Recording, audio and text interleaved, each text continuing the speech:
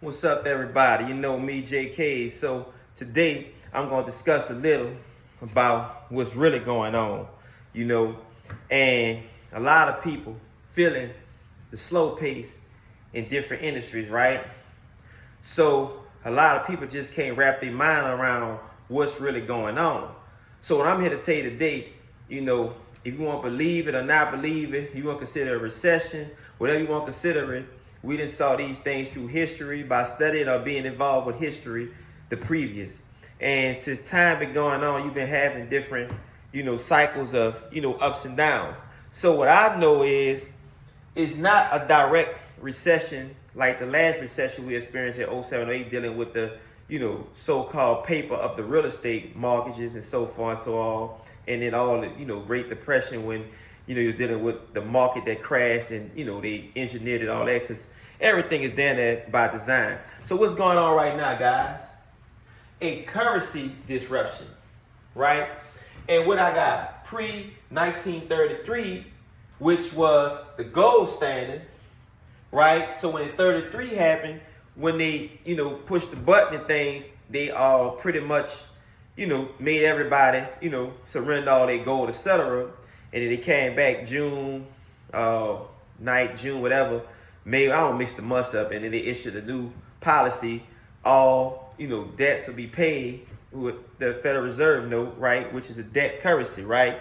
So in our country of U.S. America, United States of America, within a country, you couldn't trade you couldn't get your, you couldn't actually use no more your gold subsidy money and get gold. But outside the country, different countries was able to leverage and, trade and things like that and still get the gold when they transfer their dollar back to U.S. to the Treasury, etc. until internationally it stopped. Nixon, I believe, pulled the plug on that in 1971. And I believe, if I'm not mistaken, I forget more than I learned. So within that time period, they had the Bretton Woods, which I think was the creation of the IMF and World Bank, if it wasn't already established. So with that being said, the IMF and the World Bank was the governor of all the global countries that accepted their policy that they controlled through monetary, purposes, right? So what happened was when they did that, the U.S. dollar lost intrinsic value after that because all the countries really didn't want to do it, but it still managed to, 40, 50 years later be the reserve currency of the, global system, right? Because America was per se to be the greatest country because of different things that it conquered and so far and so on in the public, right? Now, with that being said, it's a new day and age. So what I got over here, shouts out to my guy in the Senate, because he realized something. When you see this symbol, the two lines, that was your money was lawful.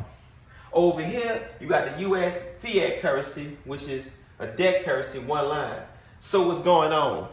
A central bank, which in July they've been promoting the Fed 9, which is July 1st right now, will be a new payment system to take on their digital currency. So I believe this is their first step to make us feel comfortable with this programmable currency that they've been working on, which is a Federal Reserve, which is a central bank digital currency that they've been working at, for a while.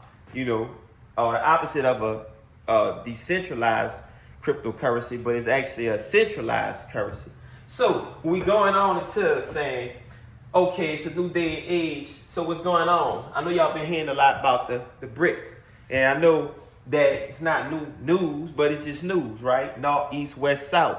So with that being said, BRICS is pretty much the symbol for Brazil, Russia, India, China, and South Africa. And there's a lot of other countries that's getting on board with them, that's ready to move in the same direction, because to me personally, it's the Gaddafi agenda. The agenda's still been pushing out. Why? Because in this part of the world, they like to play with substance, which is minerals. They gold still, and oil and all them type of things, right? So commodities, that's the real wealth. Minerals is the real wealth. Your land that produce things, you know what I'm saying? You ain't land in general, but land that produce things. That's real wealth, right?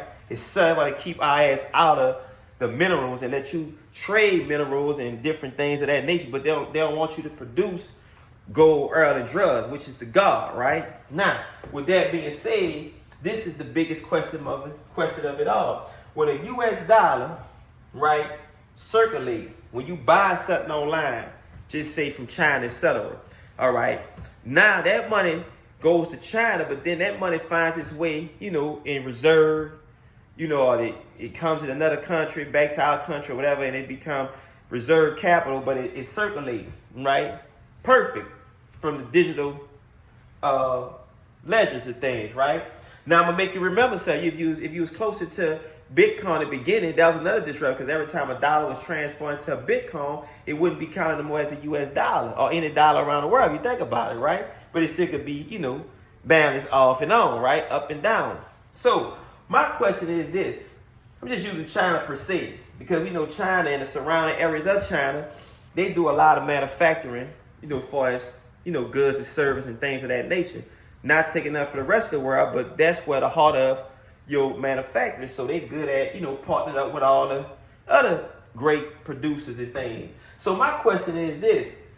Government, all right, China Yuan, which now you got a government central digital currency like I spoke about, that actually is regulated directly to control their economy. So the question is something clouding the economy right now, right? Because when this dollar goes to China or to these countries that's not dealing with the dollar no more, like they say, it's not accepted over there. The problem is, what I believe is, and I could be wrong, is this money circulating back. So I got, when it went from the U.S., just say Russia in the middle between, it sits on the European continent, but it's in between Asia and Europe. So Europe they claim Europe, but they're the powers too. So now, from Russia, you got China, right? Just according to their maps that they created over the years, right? So according to their maps, you could trace the money, not just follow money, but trace it. So what goes on? Do this money come back? We don't know, right? So this why a lot of people is feeling the slow pace. They're saying, man, slow, ain't no money moving, because this is what's going on. The currency disruption. It's not so much just about the interest that went up. That's playing a significant part too in the economy, but that's going to happen like it was going to happen. We understand when the interest rates goes up, right? That make it hard to get money because loans get higher and more consumers don't want to borrow money. They want to save money, and banks are not lending as much money. So that's why a lot of people homes just been on the market, because we know the interest rate. But behind that, we actually got a currency disruption also, because the United States of America, beautiful fiat currency, has been disrupted.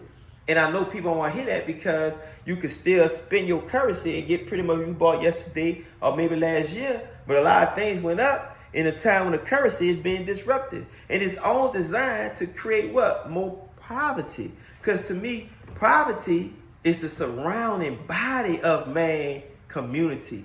Po is the man mindset. So we don't actually have in the spiritual world poverty or po. It's just all in the mind, which that is all the spirit is. Mind, body, and soul that's controlled through the physical body. So you believe that you're in poverty and you believe that's going to affect you, you've messed up. But if you see what's going on and have an economic mind with a mechanical brain running, you can engineer things and become more powerful now, because you see what could be clouding up the economy. It's not just a business model or industry that's disrupting the whole global system. All currencies is transferred from country to country. So if these currencies is being disrupting one currency or multiple currencies, it's like a product. It's a product. If we got a product running, we got competition, and they short the shit out of our product by, buying and selling it, wholesaling it, or just cutting out a lot of people from buying our product, right? Our product ain't gonna move as fast. So that's what's going on with the dollar. Now you in industries dealing with tech, probably internet-based business, stock market, certain things that's fast moving market, you probably don't got no problem, big homies. I'm feeling it. They got a lot of industries and business models that's still making money, and they got a lot of industries and business models that ain't making money. So all I'm telling you is you need to dig into the ecosystem and figure out what the hell is going on to see it clear. Because if you don't, you're going to just be living in a world of disruption, because your currency is about to be disrupted. I'm not saying it's about to be gone and all that. I'm not an economist. I'm not the guy that's telling you, hey, your currency ain't going to be here tomorrow and all. I'm just saying that it's being disrupted. It's going down, and not in the chart of the market how they bring it. That happened, but I'm showing you that I don't think it's circulating like it should be circulating no more. So peace to all the gods that's what prospering out there, and I'm out.